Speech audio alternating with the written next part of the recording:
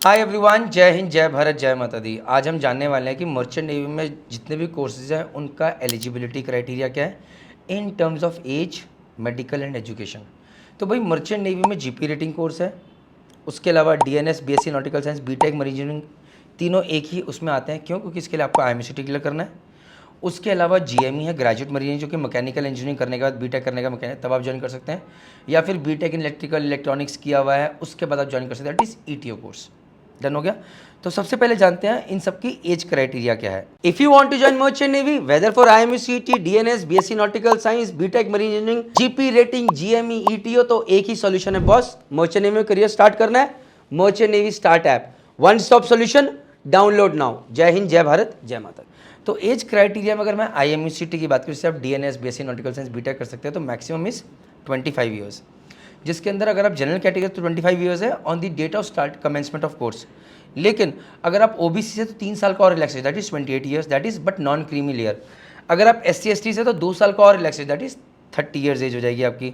Female candidate के लिए हर mail वाली कैटेगरी के ऊपर 2 साल का और रिलैक्सेशन है। तो जनरल वाले के लिए 27 years, OBC NCL non creamy layer के लिए 30 ईयर्स, और अगर आप एससी एसटी से तो 32 ईयर्स ये है।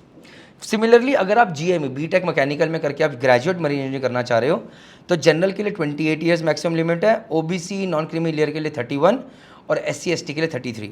फीमेल जनरल के लिए 30 years, OBC non creamy layer के 33 ईयर्स और एससी एसटी के लिए 35 ईयर्स। वहीं पर अगर मैं जीपी रेटिंग कोर्स की बात करूँ तो एज लिमिट मिनिमम 17.5 साल है और मैक्सिमम 25 साल है। लेकिन एससी एसटी को 5 साल का रिलैक्सेशन है और ओबीसी नॉन क्रीमी लेयर को 3 साल का, और लड़कियों को हर उस रैंक के ऊपर 2-2 साल का अलग से एडिशनल रिलैक्सेशन है। तो जहाँ पर एक लड़का 25 साल में अगर जनरल कैटेगरी का है, जीपी रेटिंग कर सकता है, लड़की 27 साल तक की एज तक कर सकती है। Copied guys. लास्टली अगर ईटीओ की बात करें तो maximum age that they can join is at the age of 35 years on the last date of submission of application.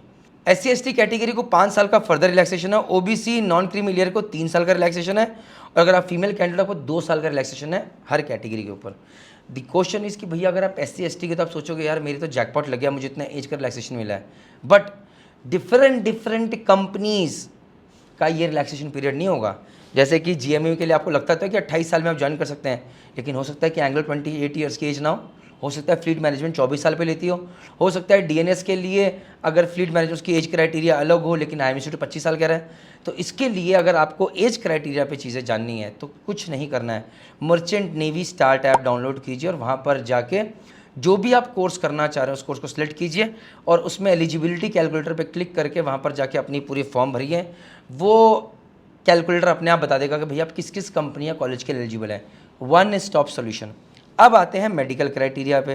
तो मेडिकल में आपको बताना चाहूँगा यहाँ पर भी पूरा मर्चेंट नेवी स्टार्ट ऐप पे आपको सारी चीज़ें मिल जाएंगी। अब मैं तो स्टार्ट ऐप सामने खोल के बैठा हूँ, यहाँ बता रहा हूँ। देखिए पहली बात, कलर ब्लाइंड नहीं होना चाहिए, बीएमआई नॉर्मल होना चाहिए। फिलहाल 18 से 25 बोला जा रहा है, लेकिन 28 तक भी ज्वाइन करने देते हैं। हाइट का requirement is 152 centimetres for girl, 157 centimetre for boys. उसमें भी नॉर्थ ईस्ट के लिए और हिल रीजन के लिए कुछ रिलैक्सेशन है। अब इसमें बहुत सारी चीज़ें हैं, मैं कहाँ जाऊँ? मर्चेंट नेवी स्टार्ट ऐप पे जाइए, जो कोर्स करना उस पर क्लिक कीजिए, उसके बाद नीचे आके एक मेडिकल फिटनेस का आएगा, कैलकुलेटर का आएगा, वहाँ पर जाकर क्लिक कीजिए। आप जो चीज़ सर्च करना चाहते हैं वो चीज़ सर्च कीजिए, जो क्वेरी है वो सर्च कीजिए। बीएमआई कैलकुलेटर यहाँ पर दिया हुआ है, कलर ब्लाइंडनेस कैलकुलेटर यहाँ पर दिया, सारे आपको आंसर मिल जाएंगे। आई साइड के अंदर जैसे आप डेक साइड में जाना चाहते हैं तो 6/6 इन बोथ आईज, या फिर 6/6 इन बेस्ट आई और 6/9 इन वर्स्ट आई।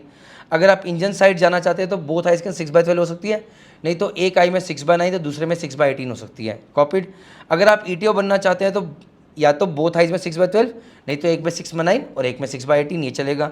और जीपी रेटिंग के लिए भी भाई बहुत सिंपल है, गैलरी डिपार्टमेंट में 6/18 इन बोथ आइज, नहीं तो 6/12 इन वन आई और 6/24 इन अदर आई।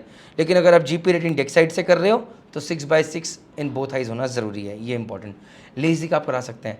ये जितनी चीज़ें मैं आपको बता रहा हूँ, एजुकेशन क्वालिफिकेशन में बीटेक में मैकेनिकल इंजीनियरिंग, ईटीओ के अंदर आपको BTech in electrical and electronics या कम्युनिकेशन में करना है।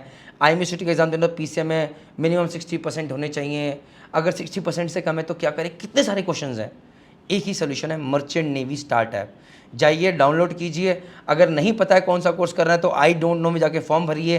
ये फॉर्म आपको बता देगा कि आप क्या कर सकते हैं, कौन सा कोर्स करना है। फिर उसके सारे वीडियोस देखिए, इस ऐप को चूज़ जाइए, खून पी लीजिए, लेकिन ये ऐप आपको सही मंजिल तक पहुंचाएगा। नहीं तो हम बैठे हैं ना, कमेंट सेक्शन में क्वेश्चन पूछे, हम आंसर देंगे। जय हिंद, जय भारत, जय माता दी। Take care, bye.